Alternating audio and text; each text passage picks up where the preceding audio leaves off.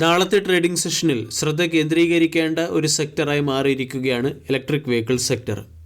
Electric vehicle സെക്ടറിന് additional സബ്സിഡികളൊന്നും നൽകണ്ട എന്നുള്ള ഗവൺമെൻറ് തീരുമാനം വന്നതിൻ്റെ പശ്ചാത്തലത്തിലാണ് നാളെ EV സെക്ടറിനെ ഫോക്കസ് ചെയ്യേണ്ടത്. ഓട്ടോ മേക്കേഴ്സ് ബാറ്ററി ചാർജിങ്ങിലും സ്വാപ്പിംഗ് ഇൻഫ്രാസ്ട്രക്ചറിലും ശ്രദ്ധ കേന്ദ്രീകരിക്കുകയും പാർട്ടിസിപ്പേഷൻ വർദ്ധിക്കുകയും ചെയ്ത സാഹചര്യത്തിൽ EV സെക്ടറിന് അഡീഷണൽ സബ്സിഡിയുടെ ആവശ്യമില്ല എന്നാണ് കൊമേഴ്സ് ആൻഡ് ഇൻഡസ്ട്രി മിനിസ്റ്ററായ പീയൂഷ് ഗോയൽ കഴിഞ്ഞ ദിവസം അറിയിച്ചത്.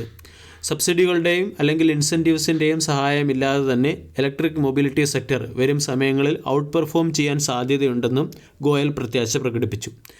2015 മുതലാണ് ഗവൺമെൻറ് EV സെക്ടറിന് സബ്സിഡികൾ നൽകി വന്നത്. 2015 മുതൽ 2024 വരെ ഫെയിം ഇന്ത്യ എന്ന സ്കീമിന് കീഴിൽ 11,500 കോടി രൂപയുടെ സബ്സിഡി പ്രഖ്യാപിച്ചിരുന്നു. ഇതിനുശേഷം റീസെൻ്റ്ലി, അതായത് 2024 ഒക്ടോബറിൽ ഫെയിം 2-ന് പകരം PM ഇ-ഡ്രൈവ് എന്ന സ്കീമിന് കീഴിലാണ് സബ്സിഡി പ്രഖ്യാപിച്ചത്.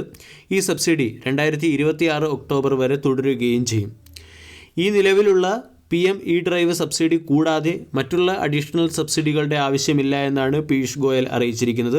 കൂടാതെ 2026 ഒക്ടോബറിൽ PM ഇ-ഡ്രൈവിൻ്റെ കാലാവധി അവസാനിക്കുന്നതോടുകൂടി എൻ്റയർ സെക്ടറിന് നൽകി വരുന്ന സബ്സിഡികൾ അവസാനിപ്പിക്കാനും സാധ്യതയുണ്ട്. ഇലക്ട്രിക് വെഹിക്കിൾ നിർമ്മിക്കുന്ന ഓട്ടോമൊബൈൽ കമ്പനികൾ ഒരു പ്രത്യേക ഫ്ലോയിലെത്തിയതും കൂടാതെ വരും സമയങ്ങളിൽ ഇൻസെൻറ്റീവ്സിൻ്റെയും സബ്സിഡികളുടെയും സഹായമില്ലാതെ തന്നെ സെക്ടറിൽ വളർച്ച വരാൻ സാധ്യതയുള്ളതിൻ്റെയും പശ്ചാത്തലത്തിലാണ് അഡീഷണൽ സബ്സിഡി ഈ സെക്ടറിന് നൽകുന്നത് ഒഴിവാക്കിയിരിക്കുന്നത്.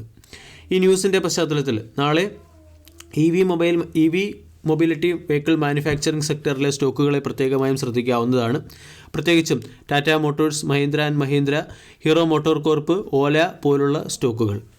ഇതുകൂടാതെ ഇലക്ട്രിക് വെഹിക്കിൾ സെക്ടറിലെ പല സ്റ്റോക്കുകളും വളരെ അട്രാക്റ്റീവ് പ്രൈസിൽ ലഭിക്കുന്നുമുണ്ട്. ഡയറക്റ്റ് EV സെക്ടറിൽ പ്രസൻസ് ഇല്ല എങ്കിലും ഓട്ടോ കമ്പോണൻ്റ് മാനുഫാക്ചറിംഗ് സെഗ്മെൻറ്റിലെ ഒരു പ്രമുഖ സ്റ്റോക്കായ KPIT ടെക്നോളജി ലിമിറ്റഡ് എന്ന സ്റ്റോക്കിനെ ഇൻവെസ്റ്റ്മെൻറ്റ് പോയിൻ്റ് ഓഫ് വ്യൂ നമ്മൾക്ക് പരിഗണിക്കാവുന്നതുമാണ്. കഴിഞ്ഞ ട്രേഡിംഗ് സെഷനിൽ സ്റ്റോക്ക് 2% ഇടിഞ്ഞ് 1447 ക്ലോസിംഗ് നൽകി. 52 വീക്ക് ഹൈ ആയ 1928 നിന്നും സ്റ്റോക്ക് കൺസിഡറബിൾ ഡിസ്കൗണ്ട് ലഭിക്കുന്നുമുണ്ട്. 40,000 കോടി രൂപയുടെ മാർക്കറ്റ് ക്യാപ്പുള്ള കമ്പനിയുടെ വാല്യൂഷൻ 54. ഇനി KPIT ടെക്നോളജി എന്ന കമ്പനിയുടെ ക്വാർട്ടർലി റിസൾട്ടിൻ്റെ ഡേറ്റും പുറത്തു വന്നിട്ടുണ്ട്. ജനുവരി 29 കമ്പനിയുടെ ക്വാർട്ടർലി റിസൾട്ട് പുറത്തു വരുന്നത്. ക്വാർട്ടർലി റിസൾട്ടിൻ്റെ പശ്ചാത്തലത്തിലും സ്റ്റോക്കിനെ ഫോക്കസ് ചെയ്യാവുന്നതാണ്. ROE 31.2, ROCE 38.4%. കഴിഞ്ഞ വർഷം സെയിൽസ് 1,199 കോടിയിൽ നിന്നും 1,471 കോടിയിലേക്ക് കമ്പനിക്ക് ഉയർത്താനും പ്രോഫിറ്റ് 141 കോടിയിൽ നിന്നും 204 കോടിയിലേക്ക് മെച്ചപ്പെടുത്താനും സാധിച്ചിട്ടുണ്ട്. 3 വർഷത്തെ compounded sales growth 34%, profit growth 61%, ROE 27%-അടുത്തുമാണ്. 2,200 കോടി രൂപയുടെ റിസർവ് ഉള്ള കമ്പനിക്ക് മുകളിൽ 349 കോടിയുടെ കടമാണുള്ളത്. പ്രൊമോട്ടേഴ്സിന് 39.4% സ്റ്റേക്ക് ഹോൾഡിംഗ്. റീസെൻ്റ്ലി FIS അവരുടെ സ്റ്റേക്ക് ഹോൾഡിംഗ് തുടർച്ചയായി കുറച്ചുകൊണ്ടുവരുന്നു. കഴിഞ്ഞ 3 ക്വാർട്ടറുകളിലായി 24% നിന്നും സ്റ്റേക്ക് ഹോൾഡിംഗ് 20.9%-ലേക്ക് FIS കുറച്ചിട്ടുണ്ട്. DISൻ്റെ സ്റ്റേക്ക് ഹോൾഡിംഗ് 16.6 നിന്നും 17.5-ലേക്ക് ഉയർന്നു. പബ്ലിക് സ്റ്റേക്ക് ഹോൾഡിംഗ് 20% നിന്നും 21%-ലേക്ക് മെച്ചപ്പെടുകയും ചെയ്തു. ടെക്നിക്കലി വളരെ അട്രാക്റ്റീവ് പാറ്റേണിൽ KPIT ടെക്നോളജി ലഭിക്കുന്നുണ്ട്. ഓൾ ടൈം ഹൈയിൽ നിന്നും സ്റ്റോക്ക് 1,300 രൂപ വരെ ഇടിയുകയും 1,300-ൽ നിന്നും സ്റ്റോക്ക് ഹയർ ഹൈ ലോ രീതിയിലുള്ള ഒരു ബുള്ളിഷ് പാറ്റേൺ ഫോം ചെയ്യുകയുമാണ്.